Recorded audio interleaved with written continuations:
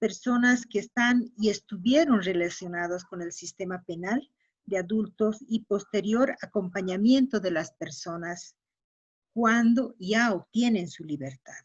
Este esfuerzo es gracias al apoyo de la Fundación María Marina y de manera conjunta con el Centro Voluntario para el Desarrollo, CBCS, y el proyecto Mundo Emblan y otras instituciones relacionadas en la temática y que coadyuvan el trabajo en el sistema.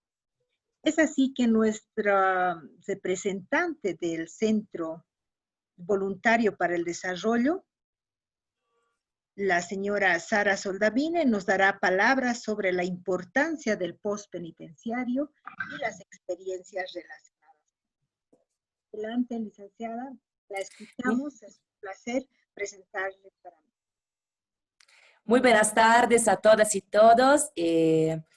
Y muy contenta de estar acá también con Angélica, con Luisa y Olga, ¿no? Ya hemos compartido ideas, reflexiones y procesos para trabajar y promover la integración social de lo privado de libertad y buscar transformar acciones también en algo más grande, en políticas, involucrar la sociedad civil en estos procesos tan importantes. Y en esta oportunidad es importante también marcar cuanto a la relevancia de trabajar en favorecer el proceso de la integración social de lo privado de libertad. Las intervenciones en los centros penitenciarios, si bien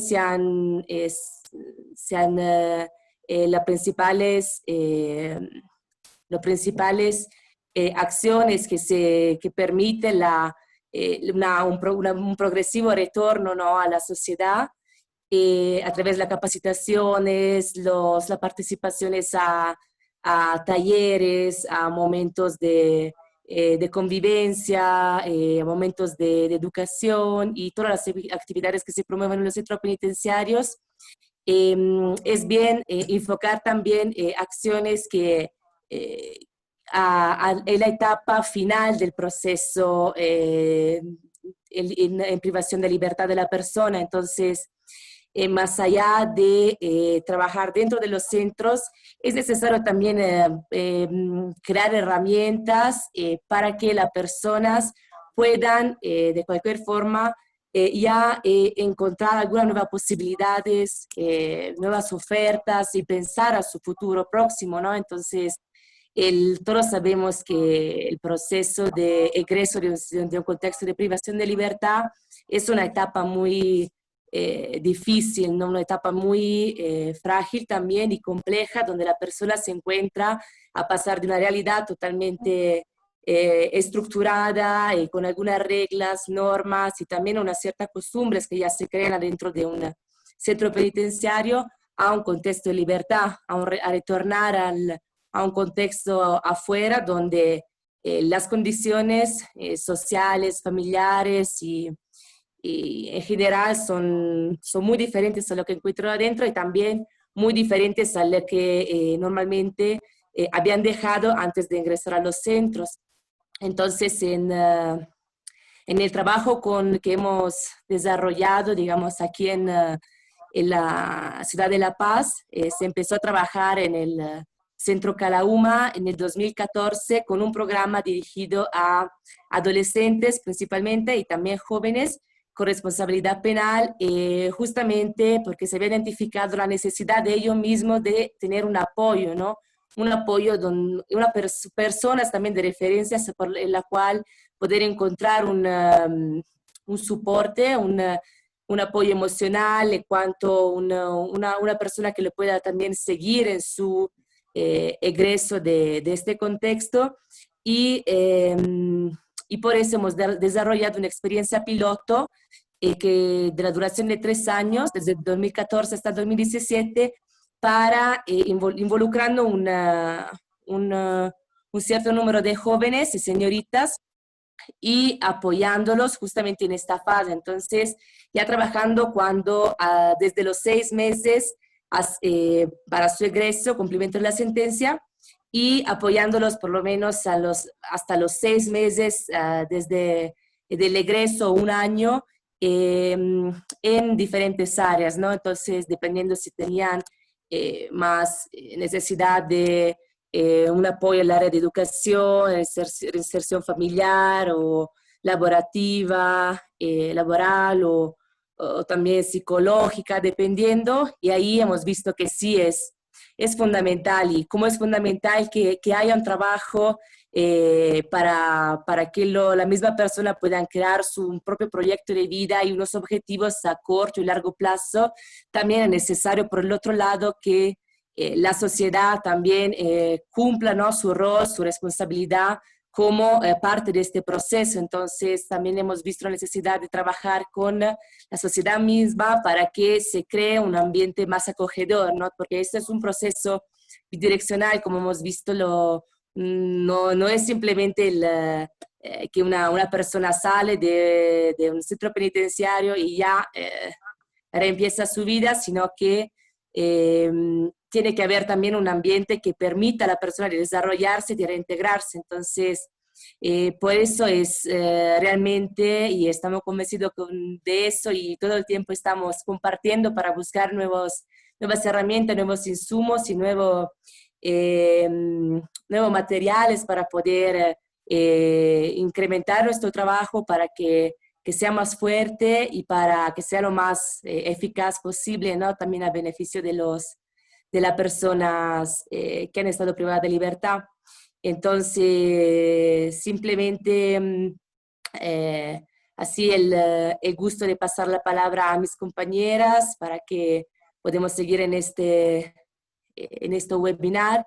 Y creo que es importante también este momento para que agrandamos también nuestro pensamiento más allá de lo que se está desarrollando acá en Bolivia y conocer también experiencias que se desarrollaron acá como a nivel internacional.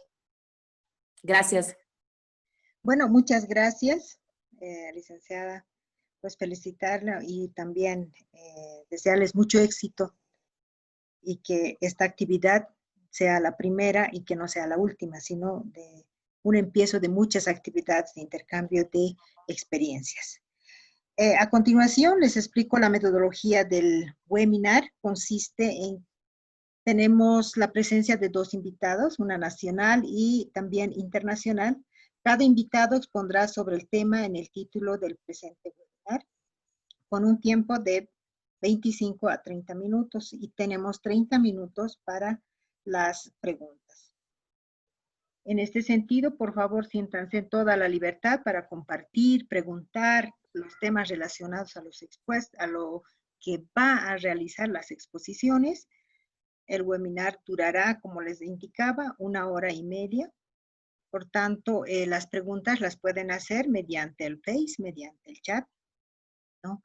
Hoy contamos con 2 expertas, ¿no?, profesionales, una experta nacional, como es la doctora Luisa Chipana, de profesión abogada, especialista en el sistema penal de la UNODC, y también contamos con la presencia de la doctora experta internacional, la doctora Gilma Olga Espinosa, que para nosotros es un placer y para mí es un honor presentarla. Bueno, empezamos con la primera exposición de la doctora. De repente es un currículo muy grande, pero resumiendo lo más importante, fue y es investigadora y directora del Centro de Estudios en Seguridad Ciudadana, del Instituto de Asuntos Públicos, docente del Instituto de Asuntos Públicos de la Universidad de Chile y coordina la maestría de Criminología y Gestión de la Seguridad Ciudadana de esta unidad de estudios. Pues para nosotros es un honor. Bienvenida, doctora. Adelante, doctora. Gracias, Angélica. Muchas gracias por esa presentación un poquito exagerada, pero solo quiero nada más aclarar que ya no soy más directora del Centro de Estudios en Seguridad Ciudadana, solo colaboradora, y mis actividades se mantienen como docente del Instituto de Asuntos Públicos en la Universidad de Chile y como ciudadana. Bueno, quiero agradecer a Angélica y a Sara por sus palabras iniciales, porque me dan pie perfecto para iniciar mi presentación. Lo que habíamos estado viendo es de que para evitar que mi presentación se vuelva un poco más lenta, lo que voy a hacer es voy a suspender mi video para poder compartir con más facilidad la presentación y evitar que la sobrecarga de imágenes y video pueda limitar lo que me interesa principalmente, que es hoy compartir con ustedes la presentación. Les quiero pedir que me confirmen si es que ustedes están viendo mi pantalla. ¿Ven mi pantalla? ¿Sí? Sí, se ve. Sí. Perfecto. Entonces, voy a comenzar formalmente. Bueno, entonces, les decía, es un enorme gusto compartir con ustedes, conocer al fantástico equipo del Proyecto Mondo y a los fantásticos también profesionales que actúan en el sistema penitenciario, no estando directamente en el sistema, tienen una participación muy notable, como la doctora Luisa Chipana, que hoy nos acompaña. Entonces, los vínculos que tengo con Bolivia y con estos amigos y amigas son especiales, por lo que me resulta especialmente grato hoy estar compartiendo con ustedes en esta oportunidad, es hacer un breve diagnóstico sobre el escenario del sistema penitenciario a nivel regional, a nivel latinoamericano, indicando algunos de los principales problemas, pero lo que me interesa principalmente es centrarme en el concepto de reinserción social, sobre todo de reinserción postpenitenciaria, y hacer un breve análisis de su relevancia, para luego compartir algunos datos respecto de los programas que se vienen desarrollando en la región y finalmente concluir con algunos desafíos. Entonces, en cuanto al escenario penitenciario en cifras, nosotros podemos identificar que si nosotros hacemos un análisis de algunos periodos, si ustedes observan la gráfica, pueden identificar que cada uno de los países, en periodos distintos. Nosotros podemos identificar que a inicios de siglo, bastante baja, salvo algunos casos puntuales. Sin embargo, entre los años 2012 y 2013, la cifra se dispara de manera sustantiva en la mayoría de países. Algunos países, entre los años 2015 y 2016, presentan una leve baja. En algunos casos no hay una baja, sino más bien se acentúa el incremento de la tasa de encarcelamiento. En Bolivia, de acuerdo a los datos oficiales, entre el año 2015 y 2016, la tasa de encarcelamiento se habría reducido en algún porcentaje.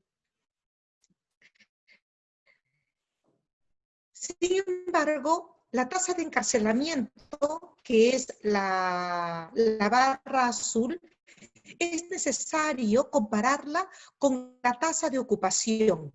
La tasa de ocupación, primero, la tasa de encarcelamiento, como ustedes saben, lo que nos dice es el número de personas que están siendo encarceladas por cada 100.000 habitantes, versus el número de personas que se encuentran cada 100 cupos dentro de una cárcel. Entonces, si nosotros observamos, como se ve en el gráfico, que en el caso de Bolivia tenemos un número que llega a los 250, uno puede decir que en Bolivia el número de personas encarceladas supera más del 150%, es decir, el 100% sería el número adecuado según los cupos que declara el sistema penitenciario boliviano.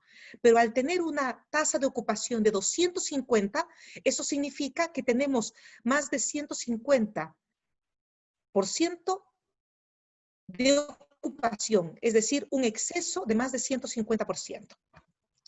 Otro problema complejo que forma parte de los problemas que enfrenta toda la región es el problema de las personas que todavía no han sido condenadas y que están a la espera de una condena o de una absolución. Entonces, si nosotros observamos esta situación, podemos ver que hay países que tienen una situación menos dramática y otros países que sí enfrentan un contexto bastante más difícil, como es el caso de Bolivia, en donde, de acuerdo a cifras todavía del año 2016, se puede observar que casi el 70% del total de la población que se encuentra encarcelada se encuentra en espera de una condena. ¿Cuáles son entonces, resumiendo, los principales problemas que nosotros podemos observar? Bueno, la mayoría de países en la mayoría de países se puede identificar un crecimiento primero desmedido de la población penal, siendo que en muchos de ellos hay un uso excesivo de la prisión preventiva. ¿Qué implica ello? Eso implica que hay muchas personas que se encuentran todavía esperando una condena y respecto de las cuales no se puede aplicar muchos de los mecanismos de excarcelación. ¿Por qué? Estos mecanismos de excarcelación normalmente, o como corresponde, están destinados a las personas que ya cumplieron y fueron condenadas, y son las medidas a través de las cuales las personas pueden ser excarceladas vía salidas, vía libertades condicionales u otra modalidad de excarcelación. Esto genera problemas de sobreocupación, y al tener problemas de sobreocupación junto con una política de recursos humanos con múltiples limitaciones y con una escasez presupuestaria, genera muchas dificultades para poder desarrollar diversos tipos de actividades. La sobreocupación, entre ellas las actividades de reinserción social. La sobreocupación, adicionalmente, genera problemas para poder desarrollar acciones de clasificación y de segmentación de manera adecuada, para reducir de alguna forma los riesgos de la prisionización o al menos reducir la posibilidad de contagio criminógeno. Todos estos problemas también vienen en forma paralela con datos respecto a la insuficiencia o inadecuada oferta de reinserción social en cuanto a acciones de trabajo y de educación, en cuanto a acciones de salud, consumo problemático de drogas, limitaciones para desarrollar incluso programas con enfoques territoriales, entre otros. Esta situación, además, muchas veces es acompañada por escaso control externo de la ejecución penal. En aquellos países en donde existen jueces de ejecución u otras modalidades de acompañamiento, dado los problemas de sobrepoblación y de crecimiento sostenido de personas encarceladas, es imposible que estas instancias formales puedan cubrir todas las necesidades de control externo que corresponde. Y a ello además se suma que existe también problemas para contar con programas que tengan perspectiva intersectorial e interinstitucional, desde los aspectos más sustantivos, como la definición de los programas, como incluso para los aspectos de gestionar estos programas. Y un problema que es lamentablemente todavía un gran problema para nuestra región y para algunos países más grave que en otros, es las limitadas condiciones para producir información y para sistematizar esta información. Esta situación es especialmente importante porque cuando nosotros queremos diseñar programas adecuados, no podemos diseñarlo sobre un escenario ambiguo, vacío, en blanco. Tenemos que diseñarlos en base a un escenario que responda a nuestra realidad y no a la realidad de Santiago o a la realidad de Bogotá o a la realidad de Costa Rica o de San José, sino a la realidad de cada una de nuestras ciudades y ni siquiera a veces de nuestras ciudades, sino de cada una de las unidades penales y de los distritos a los que retornan las personas que egresan de la cárcel. Entonces, ¿cómo solemos enfrentar todos los problemas que de manera sintética he intentado graficar? Primero, la forma más tradicional de enfrentar estos problemas es a través de la modificación de la ley o algunas modificaciones judiciales para intentar reducir las prisiones preventivas. Estas han sido acciones que suelen ser implementadas de manera regular para enfrentar algunos de los problemas, como es el de la prisión preventiva. Otro de los problemas, otra de las formas de enfrentar estos problemas es vía fortalecer la institución penitenciaria, fortalecerla en términos de recursos monetarios, pero también de recursos humanos, de recursos técnicos que puedan ser capaces de liderar y no solamente liderar, porque también se necesita ejecutarlos, ejecutar también los programas correspondientes a la reinserción social. También identificando los obstáculos y promoviendo mayor uso de mecanismos escarcelatorios. Así como nosotros, si pensamos en un embudo, tenemos una boca ancha para el ingreso de personas a la cárcel, tenemos que el orificio de salida ampliarlo de manera más sostenida. Ese orificio no puede ser tan pequeño, no podemos tener e imaginar que el tránsito por la cárcel sea a través de un embudo en donde ingresan muchísimas personas y salen muy pocas personas. Es necesario, así como se ingresa, ampliar el número o las formas de egreso de las personas. Y también instalando sistemas de registro de información.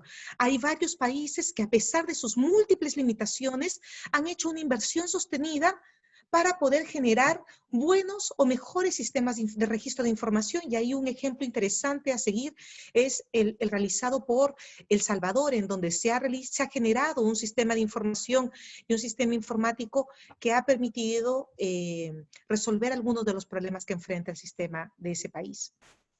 Y, por cierto, desarrollando lineamientos para promover todo tipo de acciones de reinserción, entre ellos acciones de reinserción postpenitenciaria. ¿Por qué lo postpenitenciario termina siendo relevante? Como lo vamos a ver a través de toda esta presentación, es fundamental porque está demostrado que es en el terreno mismo, como bien decía Sara, en donde ya se enfrentan un escenario mucho más complejo a veces que inclusive el de la propia cárcel, donde se juega de verdad la inserción o no de una persona.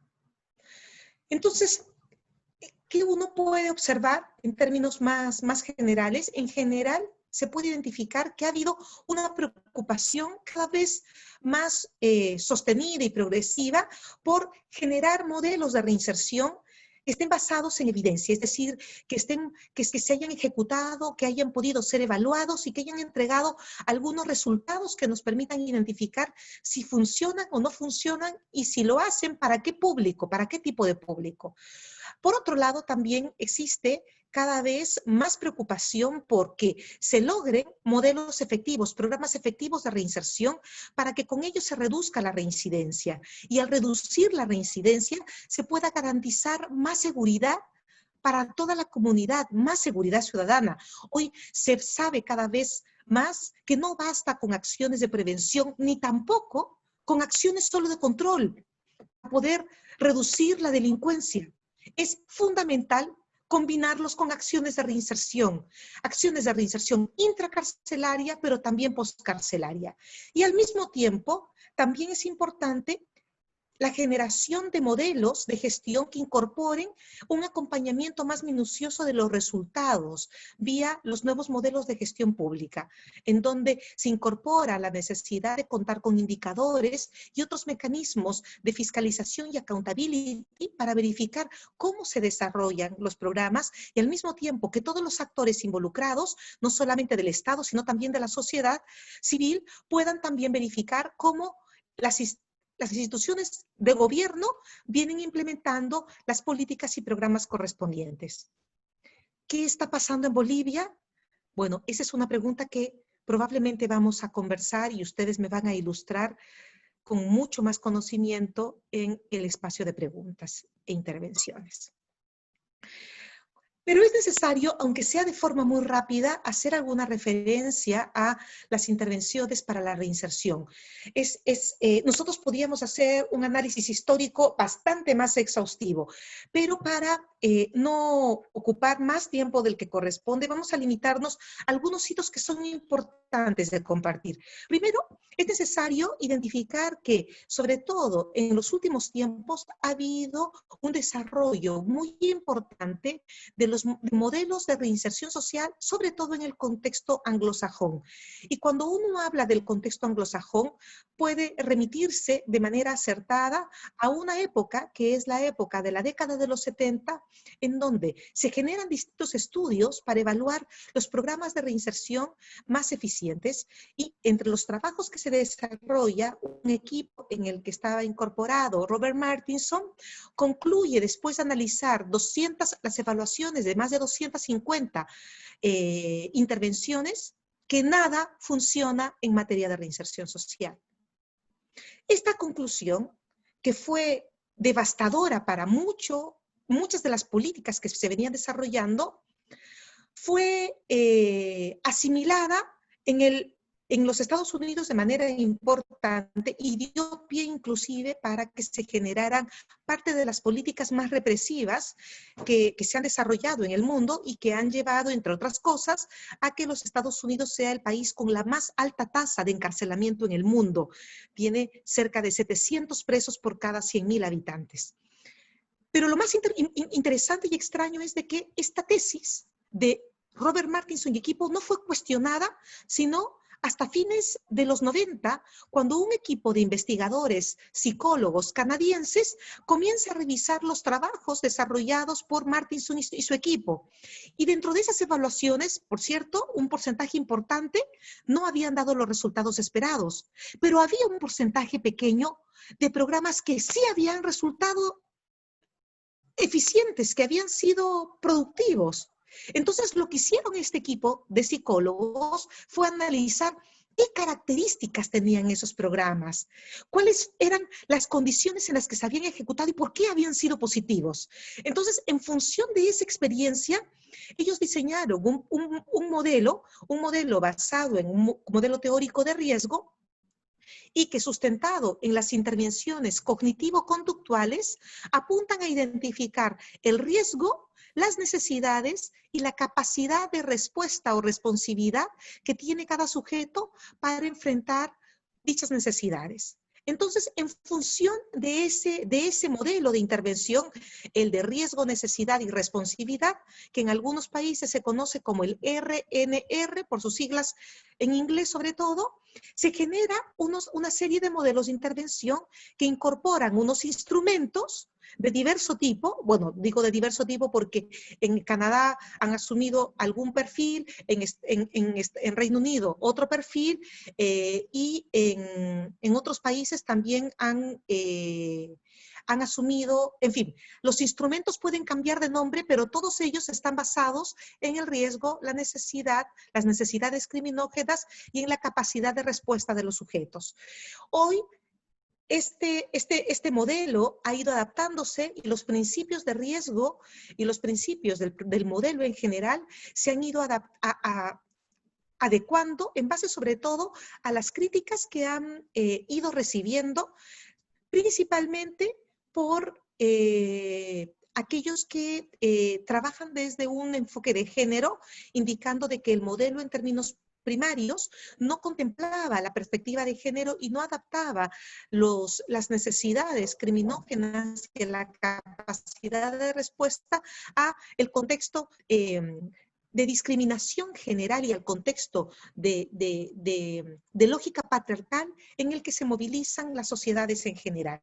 Entonces, había una crítica importante al modelo, y por otro lado, otros autores también hicieron una crítica sobre la base de que el modelo estaría basado principalmente en los aspectos negativos, en los riesgos de una persona de volver a delinquir, y no necesariamente en los factores protectores, en los aspectos positivos, en aquellos elementos que ayudan a la persona a generar un cambio en su vida. que está principalmente basado en el enfoque teórico del desistimiento o la desistencia. Entonces, en forma paralela a estos modelos, también se ha ido cada vez más reconociendo la importancia del modelo restaurativo, un modelo que surge principalmente para trabajar con algunas comunidades, pero sobre todo con jóvenes infractores y respecto de delitos menores, y sobre todo en contextos, además es lo interesante del modelo restaurativo, que surge principalmente a partir de la experiencia, en muchos casos, de comunidades indígenas que desarrollan formas de abordaje de lo punitivo distinto al formato tradicional retributivo para buscar principalmente formas de restaurar el conflicto que se instala luego de la comisión de un delito.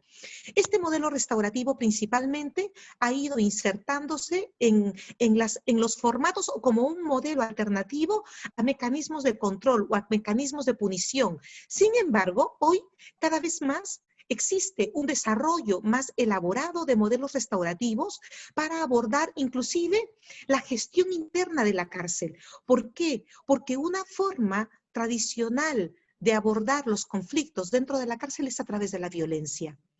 Y hay una serie de experiencias muy interesantes que introducen mecanismos restaurativos para justamente gestionar la violencia con menores costos para todos los involucrados y facilitando además de manera indirecta procesos de inserción social, porque permiten a la persona identificar no solamente la violencia como principal respuesta ante cualquier discrepancia, sino también formas prosociales, más dialogantes, más restaurativas de abordaje de problemas.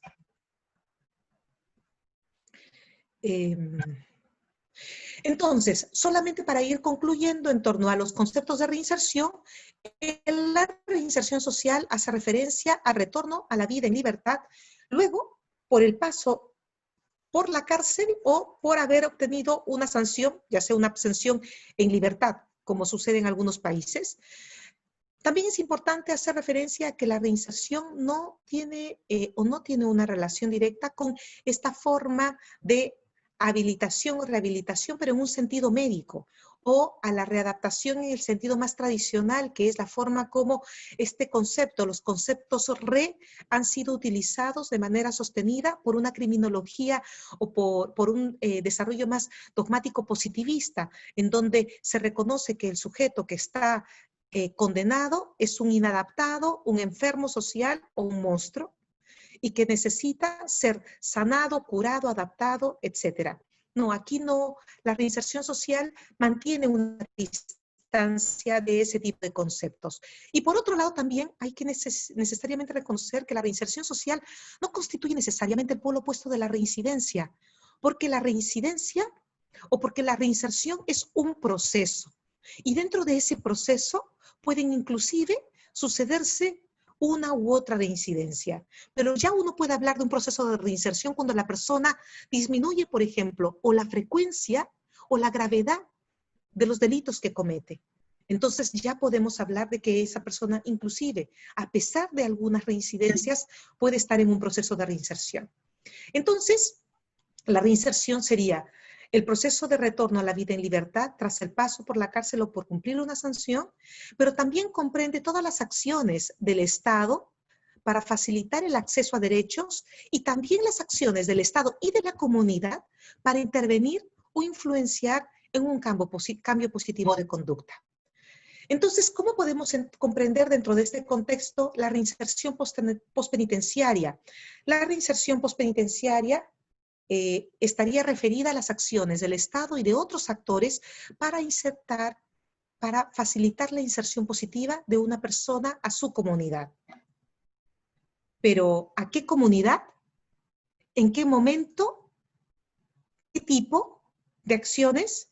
Entonces, bueno, yo estoy llegando a, no quiero detenerme en este gráfico porque hace referencia a momentos específicos, pero lo que sí quisiera comentar con ustedes, sobre todo, es de que cuando se habla de lo postpenitenciario, a veces se habla de acciones postliberación o possanción. Cuando hablamos de postliberación, ¿sí? Cuando estamos hablando de postliberación, hablamos de para acciones postpenitenciarias para una población aún condenada, es decir, una persona que se encuentra todavía condenado, pero que obtuvo un beneficio de salida, alguna libertad, pero que todavía mantiene control con el Estado. Entonces estamos hablando ahí de postliberación, pero las sanciones postpenitenciarias también se pueden dar para quien ya culminó totalmente una condena, no tiene ninguna relación con el Estado, no tiene ningún vínculo de control, pero que necesita un nivel de apoyo para poder insertarse positivamente. No me voy a detener en este concepto, tampoco en este concepto, sino voy a rápidamente a referirme a, sabemos qué funciona y qué no, y aquí me gustaría también referirme a las características que deben tener los programas más efectivos en reinserción. Y de acuerdo a una investigación realizada todavía en 2012 por un equipo que lideraba Carolina Villagra, existen diferentes acciones. Existen acciones que van a ocupar el tiempo de las personas. Y por ocuparlas, por cierto, pueden ser muy positivas. Sin embargo, no necesariamente son acciones que garanticen reinserción social. Hay otro tipo de acciones, como las actividades más de índole productivo, que facilitan sobre todo el ingreso de una persona a el desarrollo de actividades laborales o educacionales. Sin embargo, las buenas prácticas en materia de reinserción en la experiencia comparada nos hablan de que los programas más efectivos, primero, tienen una postura teórica y metodológica frente a lo que se comprende el delito y sus causas. Otro elemento fundamental es de que levantan un diagnóstico de las necesidades de la población respecto de las que van a intervenir. Es decir, se necesita conocer cuáles son las necesidades, y las necesidades o necesidades que no están relacionadas con el delito, pero que son importantes para las personas. Entonces, y como está indicado más adelante, que es para poner el foco principal en las en necesidades criminógenas. ¿Por qué? Porque las necesidades no criminógenas tienen que ser derivadas a otros servicios, ojalá dentro de la comunidad. Por eso el trabajo intersectorial es fundamental. Y también es necesario conocer aspectos más peculiares de su población, como cuáles son sus motivaciones, cuáles son sus particularidades, qué capacidad tienen ellos de responder a estas necesidades criminógenas. También es necesario que el recurso humano sea seleccionado, pero también esté capacitado para enfrentar estos temas y que exista monitoreo y evaluación de las acciones que se realizan. No solamente basta con generar una intervención y punto. Es necesario verificar con posterioridad si las intervenciones dieron algún resultado y qué nivel de resultado dieron. Y también es necesario que las acciones tengan un vínculo, ojalá dentro de la cárcel, y que se proyecten cuando las personas egresen de la cárcel. Y es necesario también respetar las especificidades culturales y criminológicas de cada país. Vamos a avanzar rápidamente para poder compartir con ustedes algunas experiencias prometedoras. Hay varios programas. Como les comentaba, dentro de nuestros países cada vez ha habido un amplio o una importante preocupación por incorporar programas de reinserción social. Sin ir muy lejos, en Bolivia se genera toda una reestructuración del sistema penitenciario al crearse el Instituto Nacional de Rehabilitación, y al crearse el Instituto Nacional de Rehabilitación, el patronato, el antiguo patronato de liberados, se transforma en la Dirección Nacional de Apoyo al Liberado. Entre las acciones que esta Dirección Nacional, que es una dirección mucho más profesionalizada, ha desarrollado, está la Posada de Liberado. Esta es una instancia que recibe a personas que han egresado de la cárcel y que no tienen posibilidad de vivienda y de acompañamiento, para poder vivir en este espacio donde viven aproximadamente 66 personas y trabajan 16 funcionarios de la DINALI, y participan en distintas actividades de reinserción, también de colocación laboral y comparten y conviven de manera positiva por aproximadamente 4 meses. Luego, también en Colombia existe una iniciativa muy interesante creada en el 2015, de un convenio entre el Ministerio de Justicia, el Instituto Penitenciario Colombiano y otras organizaciones de la sociedad civil para crear una casa que le llamaron la Casa Libertad, que es un espacio que intenta entregar herramientas a quienes han sido condenados para facilitar su reintegración a la familia y a la sociedad. Les dejo aquí algunos de los links. Y una de las experiencias también más interesantes, lo digo porque también he tenido posibilidad de acompañar, es la del sistema postpenitenciario en Chile. En Chile, en el año 2013, se formaliza el Departamento Postpenitenciario dentro de Gendarmería de Chile, que es la institución a cargo de las cárceles. Y previo a ese contexto, desde la Universidad de Chile, en el Centro de Estudios en Seguridad Ciudadana, donde tuve posibilidad de trabajar, se crea un programa que se llamó el programa Volver a Comenzar. Este programa fue un programa que se trabajó pensando en desarrollar una intervención localizada en el ámbito municipal. ¿Por qué? Porque se entendía que las personas regresan al salir de la cárcel a municipios específicos que no necesariamente tienen herramientas para poder apoyar a las personas que se encuentran en esta situación. Ese programa entregó una serie de insumos y una serie de lecciones aprendidas vía los distintos mecanismos de evaluación que se implementaron, y el año 2014 el gobierno, el Ministerio de Justicia, implementó un programa que se llamó Volver a Empezar en 10 municipios de la región metropolitana de Santiago de Chile.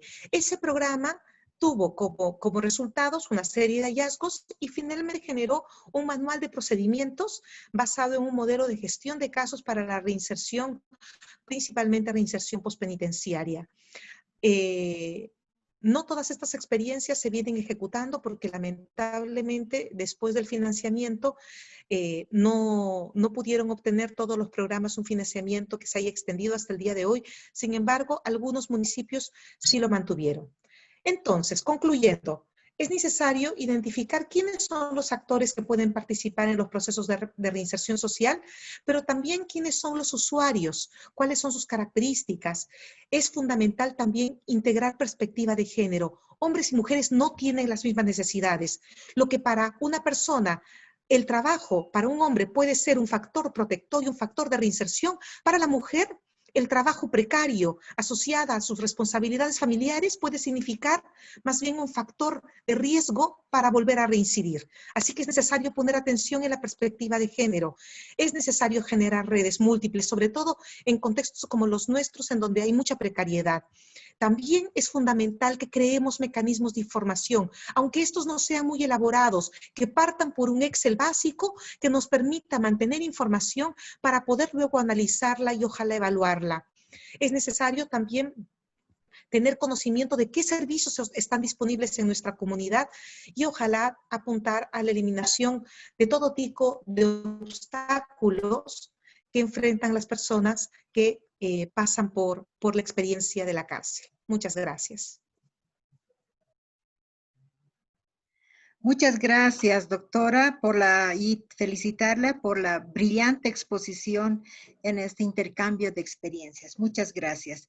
A continuación, me complace presentar a la doctora Luisa Chipana, especialista en el sistema penal y derechos humanos, estándares internacionales sobre formación penitenciaria de la Oficina de Naciones Unidas contra la Droga y el Delito de la UNODC. Adelante, doctora. Bueno, muy buenas tardes. Para mí es un honor estar compartiendo este espacio vía online. Un gran saludo a Olga, a quien tuve la oportunidad de conocer en Santa Cruz. Un saludo a todas las colegas que nos presentaron, doctora Salcedo, Sara. Muchas gracias y bueno, y a todas las personas que están participando. No sé si pudieron abrir la presentación.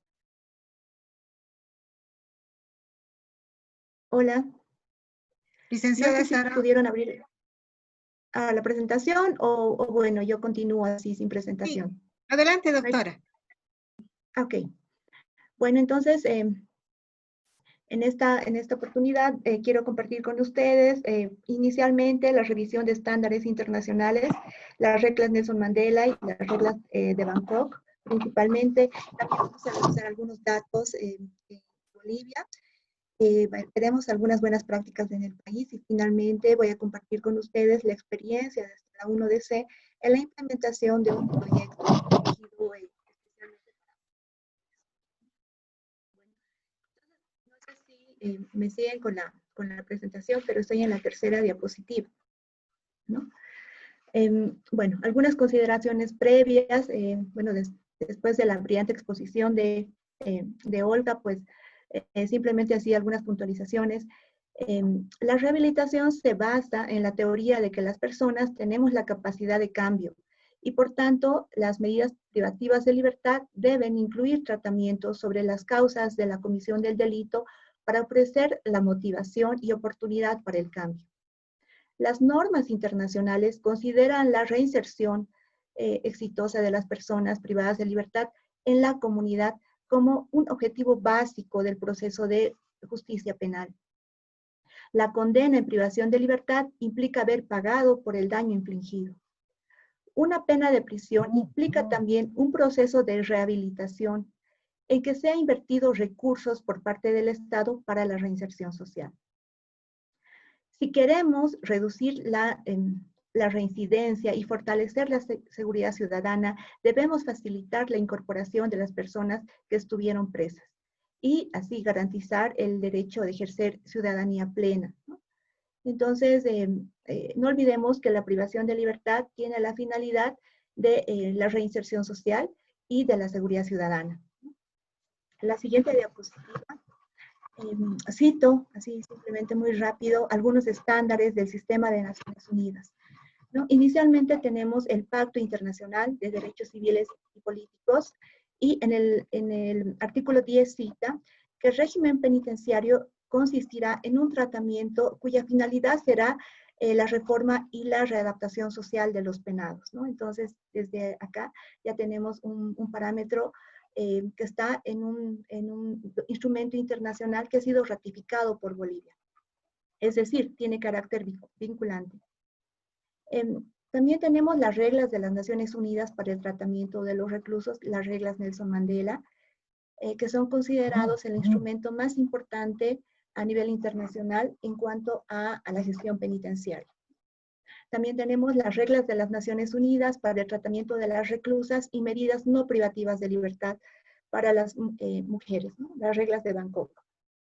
Y bueno, cito también las reglas de Tokio, que principalmente se refiere a la no privación de libertad, o sea, impulsar, extremar esfuerzos para no privar de libertad a las personas.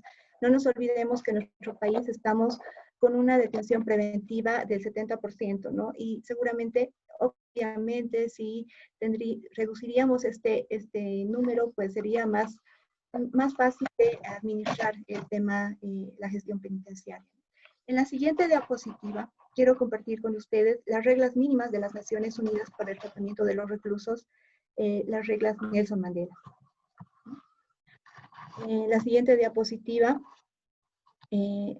indicamos que las reglas Nelson Mandela son una versión actualizada de las reglas mínimas de las Naciones Unidas para el tratamiento de los reclusos que inicialmente se aprobaron en 1957. Estas reglas nos dicen que la reclusión solamente tiene sentido si es una oportunidad para la reintegración a la sociedad. El tratamiento penitenciario debe inculcar la voluntad de vivir conforme a la ley, mantenerse con el producto de su trabajo y crear la aptitud para hacerlo, ¿no? Desde Naciones Unidas tenemos un modelo de gestión penitenciaria que principalmente se rige en el modelo de responsabilidad. Las personas privadas de libertad tienen derechos, pero también tienen obligaciones como cualquier otro ciudadano. Entonces, nuestro modelo no es asistencialista, no es paternalista, sino más bien promovemos una responsabilidad hacia la ley y vivir conforme a lo establecido. Estas reglas también nos indican que se debe atender las necesidades del tratamiento individual y oferta de una variedad de programas, actividades y servicios. Obviamente, una primera regla dentro de estos estándares es la clasificación, ¿no? La clasificación de las personas privadas de libertad por sexo, por delito, ¿no? Hasta por alguna situación de posible peligrosidad, ¿no? Entonces, y se debe proveer el tratamiento de acuerdo a esta clasificación inicial. También nos dicen que los hombres y mujeres tendrán igualdad de condiciones y oportunidades de acceder a programas de reinserción social. Entonces, estamos hablando en un tema de igualdad. La siguiente diapositiva, quiero citar los objetivos de las penas y medidas privativas de libertad. Estas reglas nos dicen, estoy reiterando. Bueno, nuevamente reitero, y es importante que grabemos el fin de la privación de libertad, que es la reinserción social. Quiero citar también las reglas de las Naciones Unidas para el tratamiento de las reclusas y medidas no privativas de libertad, las reglas de Bangkok, que están en la siguiente diapositiva. A nivel internacional, en varios eventos internacionales sobre justicia penal, se ha puesto sobre la mesa la necesidad de implementar programas de atención especial hacia las mujeres en cuanto al contexto del sistema penal, ¿no? Entonces, los estándares internacionales reconocen las repercusiones concretas para las mujeres cuando nos vemos involucradas en la justicia penal. Es decir, desde que ocurre un arresto, desde que las llevan aprehendidas, desde que son llevadas delante de un juez de medidas cautelares, y más aún si son privadas de libertad. O sea, el efecto para las mujeres es peor, o tiene peores consecuencias que para los hombres. En nuestro país y también en la región estamos en un estado patriarcal. Nos otorgan roles a las mujeres de lo que debemos hacer, ¿no? Cómo debe ser nuestra conducta, y también a los hombres, ¿no? Entonces, a las mujeres se nos dan los roles de cuidado. Estamos a cargo del cuidado de nuestros hijos, de las personas adultas mayores, personas con discapacidad. ¿Y qué pasa cuando esta mujer falta en el hogar? ¿Qué pasa cuando esta mujer se la priva de libertad? Entonces, muchas veces estas poblaciones más vulnerables aún, que acabo de citar, pues se quedan sin la atención debida, ¿no? Entonces, por lo cual sí es necesaria una atención especializada para las mujeres. Pero además se ha visto a nivel regional también que las mujeres no cometemos delitos graves, ¿no? Generalmente están privadas de libertad por delitos de coautoría, delitos de bagatela o delitos no peligrosos para la sociedad, por los cuales podrían acceder a medidas no privativas de libertad, ¿no? Hay un tema también muy importante, que es el interés superior del niño o niña adolescente, ¿no? Que es un principio que está es un principio internacional, es un principio que está en nuestra Constitución en el artículo 60. Entonces, es un principio, es un derecho, también tiene que ser una norma aplicable. Estas reglas de Bangkok nos dicen que la permanencia de los niños en cárceles junto a sus madres privadas de libertad dependerá del interés superior del niño, ¿no? Es decir, dónde va a estar mejor cuidado el niño, si va a estar mejor con su mamá hasta los 6 años dentro de un centro penitenciario, si va a estar mejor con la familia extendida o en un hogar. Bueno, eso se verá en cada caso concreto, ¿no? Las reglas de Bangkok están dirigidas a autoridades penitenciarias y del sistema de justicia penal en general, es decir, a jueces, fiscales, defensores, servicios de libertad condicional, etc. Son 70 reglas que abarcan aspectos específicos, sobre todo las necesidades y requerimientos de las mujeres privadas de libertad. Hace énfasis en la elaboración y ejecución de programas de reinserción social en los que se tengan en cuenta las necesidades de género específicas para las mujeres. Este instrumento visibiliza por primera vez a los hijos de las personas privadas de libertad, la situación de las mujeres que viven con sus hijos y el impacto del encarcelamiento en los hijos e hijas de las personas privadas de libertad.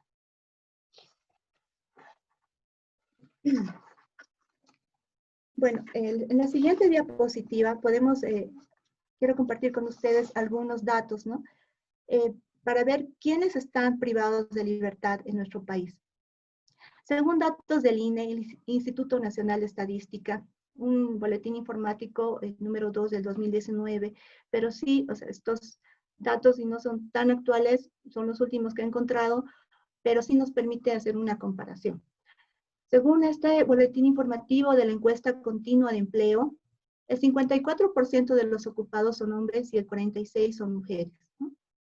Y como podemos ver, en los gráficos, que hay un número muy importante de personas que están ocupados y desde los 18 hasta los 59 años, ¿no? Y en el gráfico de abajo podemos ver, según datos de la Dirección de Régimen hasta abril del 2019, que aproximadamente el 96% de las personas privadas de libertad están entre los 18 y 59 años. Es decir, personas activas, personas que pueden realizar actividades laborales, educativas, familiares, etcétera, y bueno, que están en la plenitud de sus capacidades, ¿no? Entonces, esta es la población que está privada de libertad. Y esta población podría estar realizando cualquiera de estas tareas, ya sean laborales, educativas, culturales, artísticas, etc. A continuación veamos algunos componentes de la Dirección de Régimen Penitenciario y después vamos a ver los lineamientos en la siguiente diapositiva, ¿no? Quiero resaltar que estos componentes fueron realizados también con el apoyo de Cruz Roja Internacional y con todo el equipo de la Dirección de Régimen. Entonces, siempre es bueno resaltar estos avances tan significativos. En la siguiente diapositiva vemos que un componente es la educación, capacitación laboral, ¿no? Otro componente es el trabajo, otro componente es la cultura, el deporte y la salud. Obviamente, ¿no? Para reinsertar a una persona, pues se tienen muchas necesidades y a veces solamente nos centramos en el estudio o en el trabajo, que sí son pilares muy fundamentales, pero no nos olvidemos de la cultura, no nos olvidemos del deporte, de la salud y, ¿por qué no decir, de la religión? Yo he tenido la oportunidad de ver grandes cambios positivos en personas a través de la religión, ¿no? Tenemos varias iglesias católicas, metodistas, evangélicas, que ingresan a recintos penitenciarios a brindarles un apoyo moral, espiritual, que es tan importante. Y entre los lineamientos también de la Dirección de Régimen, tenemos la reintegración familiar, que es tan importante. Solamente cito a nivel, y como cité el tema de las mujeres, pues cuando una mujer deja de ser la principal cuidadora de un niño, por ejemplo, 3 años que esté privada de libertad, 5 años, es mucho para un niño, ¿no? Entonces, es necesario mantener esta reintegración familiar, el fortalecimiento de salud, el fortalecimiento psicosocial, la inserción educativa y la inserción laboral. Estos son los lineamientos de la Dirección General de Régimen Penitenciario. Ahora, bueno, vamos a ver algunas buenas prácticas también en nuestro país. Y están, me copié me presté 2 diapositivas de una presentación de Proyecto Mundo MAL, ¿no? Sí, cito a esta ONG, y al Centro Voluntario de Cooperación, quienes también están auspiciando y están organizando este webinar. Bueno, citan el programa postpenitenciario, que se inicia desde el instante mismo, desde que el joven ingresa al centro, siendo un requisito indispensable que los jóvenes adquieran cierto grado de responsabilidad sobre la situación legal, asumiendo un compromiso de cambio de conducta ante la sociedad. El programa también trabaja con la familia y la comunidad. Esto es sumamente importante, con un enfoque integral. Existe una red intercomunitaria de instituciones que apoyan a los jóvenes que salen y también una asociación de padres de familia con los que se trabaja sobre valores. Es un modelo que no solamente induce a un cambio de actitud de los jóvenes, sino también una activación de energía positiva de la familia, la comunidad y el Estado. Y realmente el modelo Calauma es reconocido a nivel nacional y a nivel internacional. Y bueno, a nivel Bolivia muchas veces se lo ha citado y es un ejemplo a seguir en cuanto a los programas de reinserción social que ofrece. En cuanto al post penitenciario, ¿no? Tienen algunos pilares que son la etapa preparatoria para los jóvenes, la reinserción social, la red comunitaria, ¿no? Y cuando hablamos de comunidad, después la familia, pero también, no sé, la junta de vecinos, ¿por qué no decir? Las iglesias, los clubes deportivos, todas estas organizaciones sociales conforman la comunidad.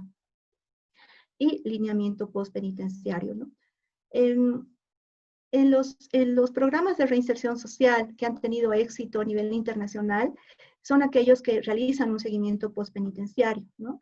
Entonces, estos programas de reinserción social y postpenitenciario que se implementan en Calauma, por ejemplo, tienen un seguimiento, ¿no? Un seguimiento postpenitenciario. Entonces, ahí quiero resaltar esta experiencia y de la misma forma, comentar y también alentar y apuestan por es muy importante las lo que podemos y para lograr.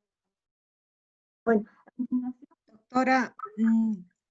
Doctora, no se está Perdón. escuchando. ¿De repente podría repetir la última parte? Muy bien. Bueno, decía que es muy importante promover la sinergia institucional para poder aunar esfuerzos, ¿no? En pro del trabajo postpenitenciario. ¿Me escuchan? ¿Aló? Ahora sí, ¿Me doctora. escuchan? Sí, ahora sí. Okay. Sí, no sé qué pasó. Bueno, a continuación quiero compartir con ustedes una experiencia que venimos implementando desde el 2018 y le hemos denominado Construyendo Libertad. El siguiente, por favor. En la siguiente diapositiva podemos ver en una esquina es la tapa del manual de la 1DC, que es la hoja de ruta para la elaboración de programas de reinserción social en cárceles. Entonces, a medida que les vaya contando del proyecto, también voy presentando este manual de la 1DC. Entonces, todo este proyecto se basa nos hemos basado en este manual. Al finalizar mi exposición voy a compartir los links del manual, de las reglas Nelson Mandela, las reglas de Bangkok, para quien quiera estudiarlas con detalle. Entonces, este manual de Naciones Unidas está basado en la educación y en el trabajo, ¿no? Principalmente. Aclarando esto porque ya como dijimos, la reinserción social no solamente es educación y trabajo, sino también reinserción familiar, cultura, deporte, ¿no? Fortalecimiento espiritual, entre otros. Bueno, inicialmente este manual nos pide hacer un diagnóstico, ¿no? Un diagnóstico sobre la demanda que existe.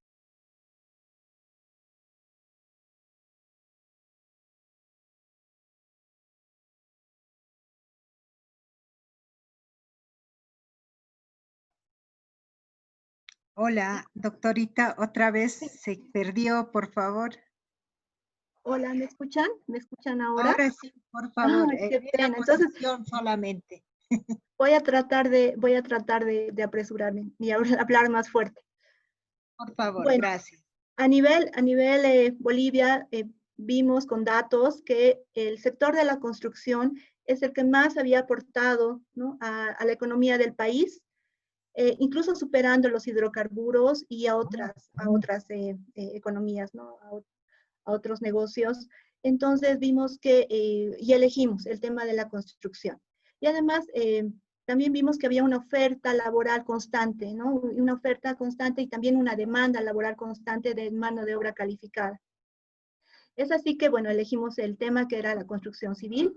La población meta, bueno, por toda la vulnerabilidad también que vimos, elegimos a las mujeres y además también revisando los programas de reinserción que se implementan a nivel nacional en los recintos penitenciarios, vimos que en estos programas se replican los roles de género, ¿no? En los recintos penitenciarios de varones tenemos la carpintería, tenemos metalmecánica, no tenemos universidades también, pero bueno. Y en los recintos de mujeres tenemos costura, tejido, bordados, peinados. Entonces, cuando salen en libertad, pues tienen sus opciones laborales muy limitadas. Entonces decidimos hacer algo diferente, ¿no? Entonces decidimos elaborar un proyecto que tenga que ver con construcción civil dirigido a mujeres, ¿no? Y algo más que nos dice el manual de la UNODC es que tiene que haber consenso con las personas privadas de libertad, ¿no? Entonces, al hacerles la consulta a las mujeres de obrajes que estaban privadas de libertad, casi el 60% de las mujeres, bueno, que estaban interesadas en el curso ya habían trabajado en construcción civil anteriormente. Entonces, no era algo nuevo para ellas, por lo cual sí vimos que había mucha demanda, mucho interés en esta temática.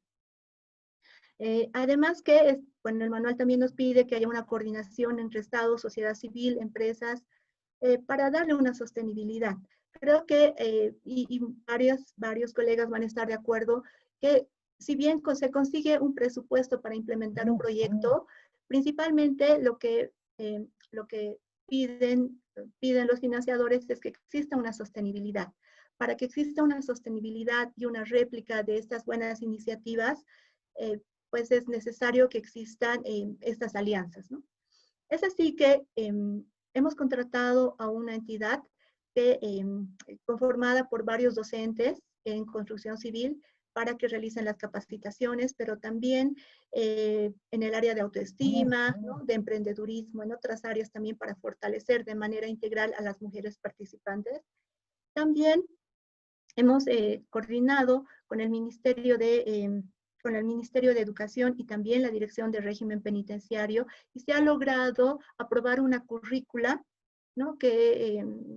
Aprobar una currícula para que sea implementada, ¿no? Entonces, se han realizado estas labores previas, había consenso con las mujeres privadas de libertad, había una coordinación, y también, bueno, hicimos un pequeño proyecto con un monitoreo, con una evaluación, con los resultados claros, con productos medibles, cuantificables, y para que sean evaluados posteriormente.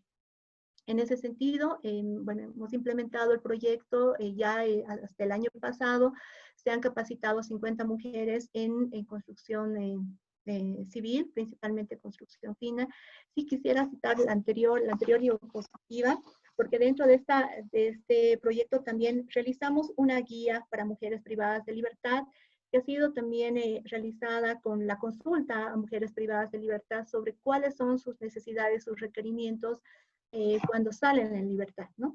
Entonces, muchas de ellas también ya habían vuelto a la cárcel, habían estado ya en libertad y volvieron, lamentablemente. Entonces, de sus relatos tuvimos estos requerimientos, ¿no? Cuando salen de las cárceles, por ejemplo, sus hijos ya no son los niños que dejaron, son adolescentes, son jóvenes más independientes que tienen otros requerimientos, otras necesidades, o necesitan recuperar a sus hijos que están con familia ampliada, o sus esposos las han dejado, tienen que hacer procesos de divorcio, procesos de asistencia familiar. Es decir, cuando una mujer se priva de libertad, pues el mundo no se suspende, ¿no? Entonces, todo sigue su curso, y cuando la mujer vuelve a su hogar, pues tiene que adecuarse y tiene que ponerse al día con muchos temas, ¿no? Entonces, esta guía ha pretendido ser, y bueno, les ha parecido una buena práctica a muchas mujeres,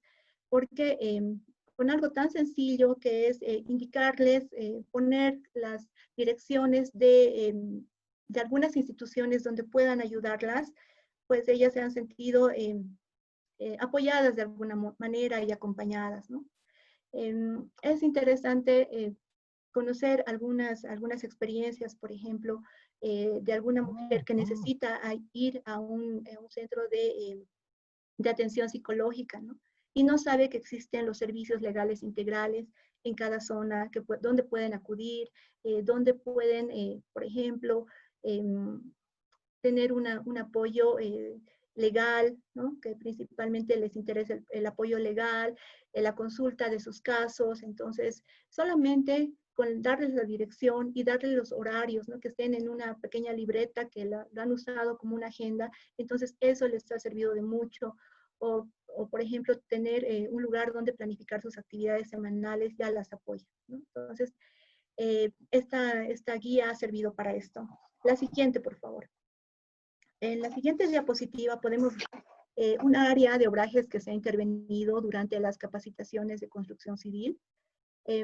También reitero que no solo fueron capacitaciones en construcción civil, sino también se vio el tema de autoestima, emprendedurismo, han visto todo el tema de derechos, ¿no? Hicieron ferias donde ellas exponían diferentes leyes y bueno, fue muy interesante también acompañar todo este proceso y muy educativo para ellas. Entonces, bueno, aquí vimos una infraestructura, es en el Centro de Orientación Femenino de Obrajes en La Paz. Bueno, es muy sencilla, una área donde eran oficinas de educación y también una oficina de las privadas de libertad. Entonces, en coordinación con la dirección de régimen, entramos así en una alianza, ellos levantaron un piso, se quedó en obra gruesa y con el proyecto las mujeres hicieron la obra fina. El siguiente, por favor. Las mujeres hicieron la obra fina acompañadas por un arquitecto, por algunos constructores ya con experiencia, ¿no? Entonces, de esa manera unimos la teoría con la práctica, ¿no? Como pueden ver, ya estamos en esta infraestructura ya en obra gruesa, las mujeres trabajando. Como pueden ver también, hemos cumplido con todos los estándares internacionales para este tipo de educación. Por ejemplo, se les ha dotado de los botines de seguridad, se les ha dado el overol, el casco, los guantes, ¿no? Es decir, todos los implementos de seguridad ante cualquier contingencia. También se les ha contratado un seguro contra accidentes.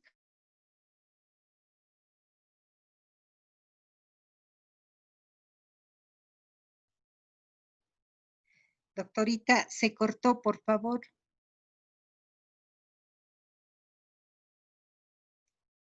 Doctora. ¿Me escucha, doctora? Hola.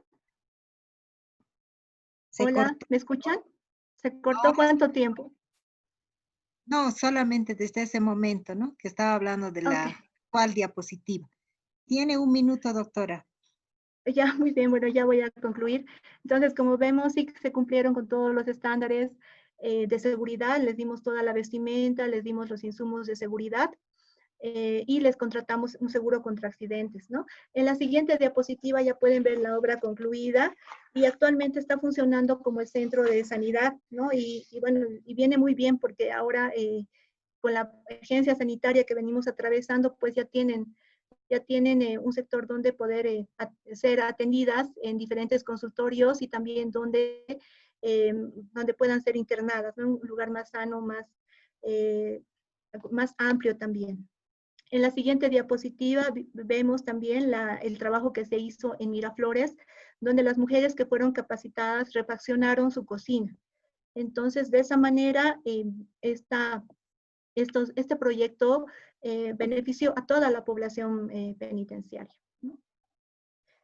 Este proyecto ha sido reconocido a nivel internacional, como podemos ver en la siguiente diapositiva, como una buena práctica, ¿no? Una buena práctica a nivel internacional por haberse implementado una área no tradicional para las mujeres como es la construcción civil, pero las 50 han respondido muy bien, no hubo ausentismo, culminaron y bueno, actualmente sí estamos un poco con retraso en cuanto a al apoyo postpenitenciario porque, bueno, nos vino esta crisis sanitaria y creo que el tema laboral va a ser un tema pendiente para muchas áreas, pero estas 50 señoras están certificadas como técnico básico en construcción civil, ¿no? Y bueno, es un orgullo para la institución también. Y bueno, solo resaltar que ante esta emergencia sanitaria por la pandemia, tenemos que repensar, ¿no? Cómo transformar el sistema penitenciario, porque bueno, vemos que actualmente la situación penitenciaria devela, ¿no?, muy grandes falencias y es necesario y es urgente atender. Acciones tan simples como el lavado de manos, como el distanciamiento social, no son posibles en las cárceles, ¿no? Entonces, ¿qué vamos a hacer a futuro, ¿no? Esta pandemia, no sabemos cuánto tiempo más va a estar nos va a acompañar. Va a haber una vacuna, pero no sabemos, hay mucha incertidumbre, entonces creo que ahora más que nunca amerita repensar como Estado qué respuesta le vamos a dar al delito, qué vamos a hacer, cómo vamos a reformar el sistema penal, pero también el sistema penitenciario.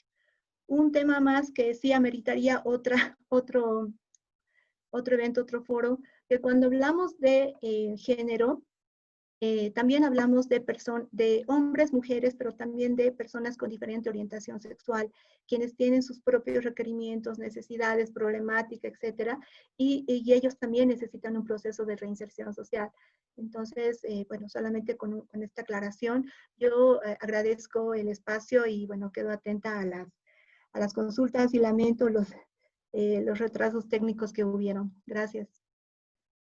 Antes de pasar a la pregunta, debemos hacer una como conclusión de las dos exposiciones, donde identifica la primera exposición, identifica las principales problemas, como es la prisión preventiva, y creo que no solamente es en nuestro país, sino casi en toda Latinoamérica, y una solución como la reforma penitenciaria, el fortalecimiento institucional que hace, pues es una necesidad del sistema penitenciario también en nuestro país. Y una de las ideas más importantes que pude apuntar es las acciones de reinserción, tanto intracarcelaria como extracarcelaria. Y los diseños de programas diferenciados, porque un privado de libertad no es idéntico a otro privado de libertad. Y sobre las conclusiones de la segunda exposición, es importante que desde la institución como es la Unión, la UNODC, el poder también integrar a los lineamientos que tiene a nivel internacional, los lineamientos generales de intervención postpenitenciaria del sistema penitenciario boliviano, la guía de mujeres y las experiencias. A continuación, les paso algunas preguntas que llegaron mediante el chat y pueden responder tanto la doctora Olga como la doctora Chipana. Una de las preguntas es, ¿apoyar el sistema postpenitenciario carcelario nos ayudaría la tecnología para hacer el seguimiento? No sé quién podría empezar a responder. Quizás yo puedo partir y Luisa también puede comentar, para darle un poco de respiro a Luisa. Me parece una excelente pregunta. La tecnología definitivamente es un mecanismo que hoy, además, en este contexto de pandemia, nos ha demostrado que puede servir para más cosas que no solamente el monitoreo telemático, la pulsera o la tobillera electrónica. La tecnología hoy nos permite, primero, en muchos casos, que las personas que se encuentran en distintos lugares puedan estar conectadas. Es más, yo estoy aquí en mi hogar en Chile, está en el suyo, Angélica, Sara, cada una está en diferentes lugares y estamos pudiendo compartir con todos los participantes que están acompañando este webinar. Entonces, la tecnología hoy es un mecanismo que puede ser un facilitador de distintas instancias. Entonces, ¿por qué no en este contexto o a través o a partir de esta experiencia de pandemia, por qué no comenzamos a pensar en formas que no solamente sean la del contacto físico directo para poder hacer acompañamiento, control, brindar capacitación y generar una serie de acciones que ya no se limiten por las distintas dificultades que a veces el contacto físico directo traen consigo. Entonces, por ahí respondería. Muchas gracias, doctora. De repente, la doctora Chipana. Sí, bueno, creo que ya la tecnología es nuestro presente y es el futuro. Y los próximos programas de reinserción social tienen que tomar en cuenta también la pandemia, ¿no? Esta situación de sanidad que nos permita brindar capacitaciones, tal vez diferentes formas de prevención también de enfermedades, asistencia legal, ¿no? Como actualmente ya se vienen realizando estas audiencias virtuales, entonces ya es un presente y es un futuro. Creo que en el futuro ya tenemos que presupuestar este tipo de tecnología para poder brindar capacitación laboral, capacitación en diferentes áreas, ¿no? O sea, ya está inserta. Como decía Olga, también para poder promover medidas no privativas de libertad, es interesante las iniciativas que habían hace un par de años para implementar tobilleras o manillas y como una forma de otorgar medidas alternativas o sustitutivas a la privación de libertad. Muchas gracias, doctora. Otra pregunta muy importante también acá que nos llega en el chat es, ¿cuánto tiempo se da el acompañamiento postpenitenciario en todos los programas a nivel internacional? Porque acá estamos empezando, ¿no? Y a veces el tiempo a veces no se puede medir. Una persona puede necesitar un mes, de repente un año, o sea, es complicado y es complejo. Doctora. A ver, Olga. Gracias, querida. A ver, creo que el margen de tiempo tiene que adaptarse a las necesidades institucionales y las necesidades de la comunidad con la que vamos a trabajar.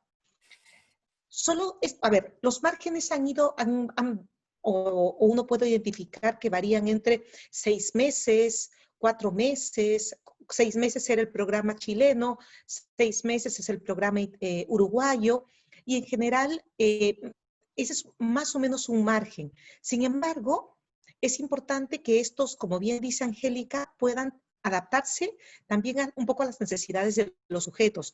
Este programa o estos programas no significan que se cumplió el tiempo y dejo de hacer las cosas, no vuelvo a tocar más a la persona. La idea es que en forma anticipada, antes de que vayan o acercándose los tiempos límites, se vaya conectando a la persona con algunas instancias de la red comunitaria para que pueda que esta pueda mantenerse de alguna forma apoyada. Entonces, los tiempos tienen que ser más o menos adaptables a las necesidades particulares de los sujetos. Lo que sí es importante es de que el apoyo postpenitenciario que se inicia de manera institucionalizada desde el sistema penitenciario también vaya trasladándose y vinculándose a las instancias de la sociedad civil o del ámbito local, municipal, para que esta persona pueda sentir que siga recibiendo algún nivel de apoyo, aunque este no sea del sistema penitenciario oficial, sino que pueda trasladarse y conectándosele con la red de apoyo comunitaria. Bueno, muchas gracias, doctora. Doctora Chipana, estamos haciendo como una agrupación, son varias preguntas que, a ver, ¿cómo poder hacer sostenible este tipo de iniciativas? Y cómo hacer para conseguir el financiamiento para estos programas, doctora. Bueno, una forma directa de lograr la sostenibilidad es involucrar desde el inicio, desde el planteamiento de estos programas, de estas iniciativas con el Estado. Es decir, ya sean las alcaldías, ya sean las gobernaciones, pero es una forma más directa de lograr sostenibilidad. Nosotros logramos una pequeña sostenibilidad, pues logramos una currícula aprobada por el Ministerio de Educación. Es decir, esta intervención se podría replicar en Santa Cruz, en Potosí, en Trinidad, porque ya existe una currícula aprobada. Entonces, solamente una muestra de de la sostenibilidad que se podría lograr, ¿no? Ahora, por ejemplo, hay centros de educación donde sí brindan construcción civil. Entonces, estas mujeres cuando salgan pueden hacer valer este certificado que ha sido otorgado por el Ministerio de Educación y pueden proseguir, ¿no? Pueden proseguir su educación en un centro educativo ya de la comunidad libre, ¿no? Entonces, es otra forma de buscar, de tener esta sostenibilidad. En cuanto a recursos económicos, pues sí, es muy importante que desde el Estado, desde las gobernaciones, desde el gobierno central, se puedan implementar estos programas, pero con un techo presupuestario que sustenten los gastos, ¿no? Y que incumben a cada programa de reinserción social de diferentes ramas. ¿Sí? ¿Y cómo buscar recursos? Pues, bueno, actualmente en esta coyuntura, los donantes están un poco interesados, no hay mucho interés en realidad en el tema penitenciario, ¿no? O sea, generalmente los donantes ven más temas de desarrollo, ven temas de niñez, pero son pocos los donantes que se interesan en temas de justicia penal o penitenciaria, ¿no? Entonces sí, es todo un reto buscar financiamiento, pero hay donantes realmente que apoyan, como la cooperación italiana, ¿no? Y bueno, a nosotros nos financió el Estado de Qatar a través del Programa Global de Doha, por ejemplo. Entonces sí, o sea, hay que buscar mucho, pero sí existen muchas trabas para conseguir un financiamiento. Y más aún en esta pandemia, así que no quiero que pierdan las esperanzas, pero sí, es muy importante también que exista una unidad, una alianza entre entidades, para que vean que hay una red, ¿no? Como se ha dicho mucho en este evento, pues las alianzas, las redes comunitarias son muy importantes para lograr sostenibilidad y también para lograr fondos. Exacto. Bueno, para terminar esta pregunta que nos llega también del Face, ¿qué tiempo de seguimiento realizan a los adolescentes después de salir del centro de reintegración social? Uno. Segundo, es importante y quiero felicitar a quien está también acá participando del webinar, a un joven que ha egresado de uno de los centros, ¿no? Y que indica, uno de mis sentimientos, de mis sinceros pensamientos es que para poder reubicar, darle a entender la realidad a un joven, no es pues dándole simples talleres, de eso que duran en breves sesiones. El gran problema de un preso está en la mente. Por eso, en vez de darle un incentivo, un regalo o un taller, lo que deberían es preocuparse por su psicología.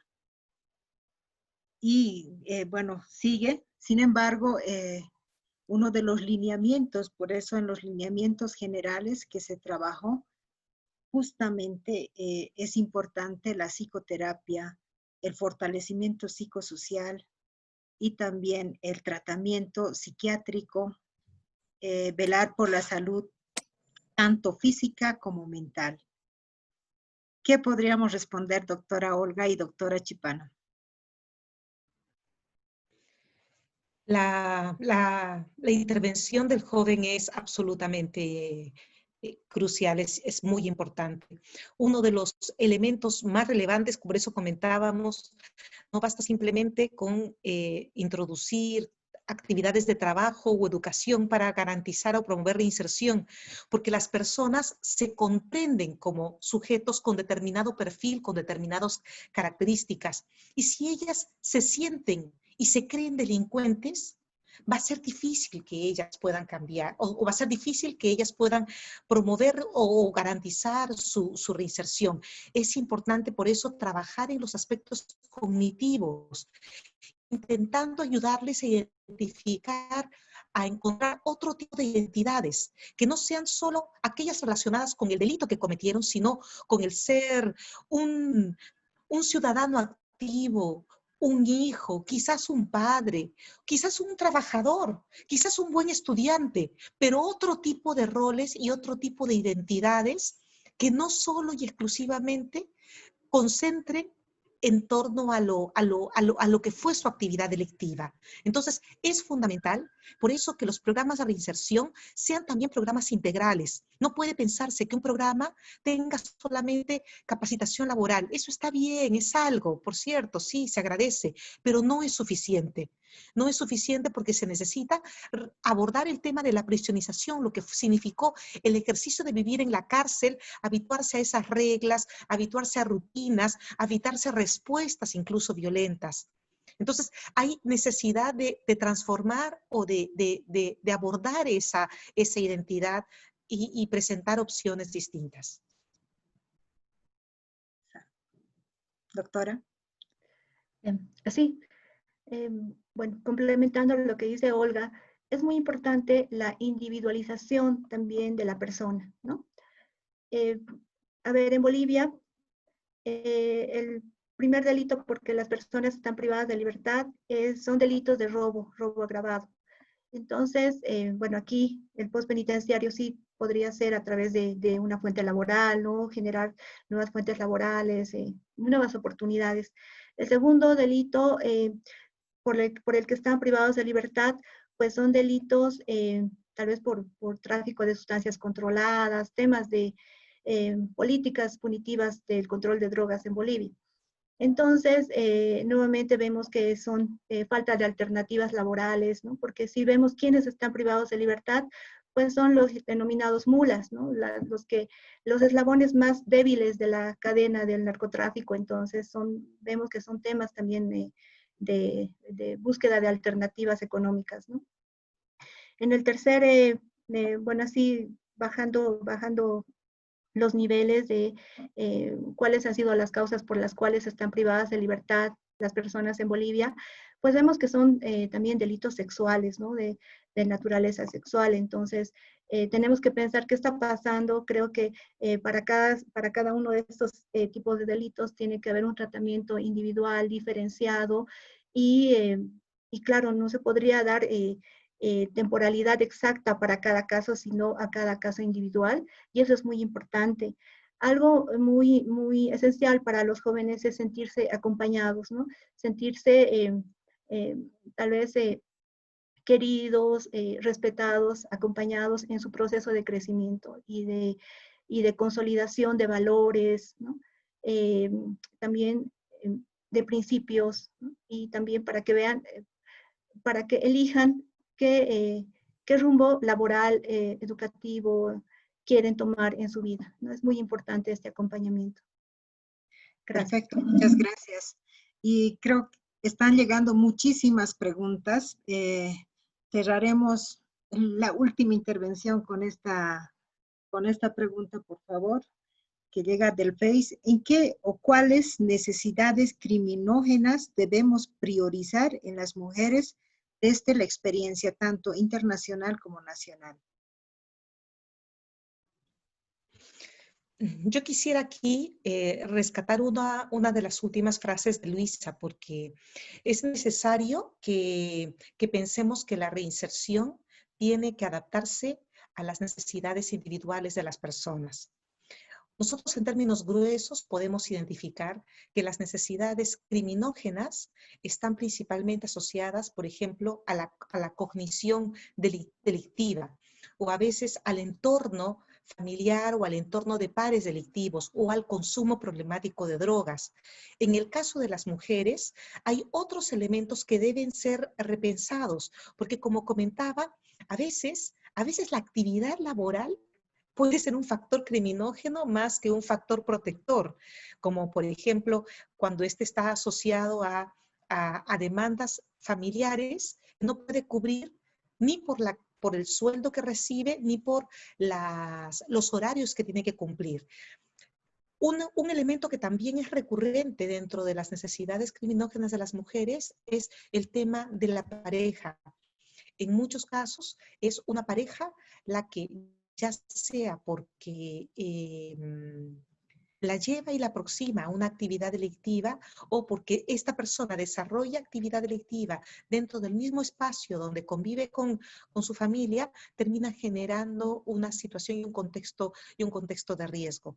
Entonces, lo fundamental es de que se puedan identificar en base a una evaluación minuciosa de la individual respecto de cada persona, cuáles son estos factores que tienen una relación directa, esas necesidades o riesgos que tienen una relación directa con la actividad delictiva, con la actividad criminal, y luego otras necesidades, por cierto, que no son criminógenas y que son importantes para la comunidad, para la persona, y que pueden ser desarrolladas en base a las redes comunitarias.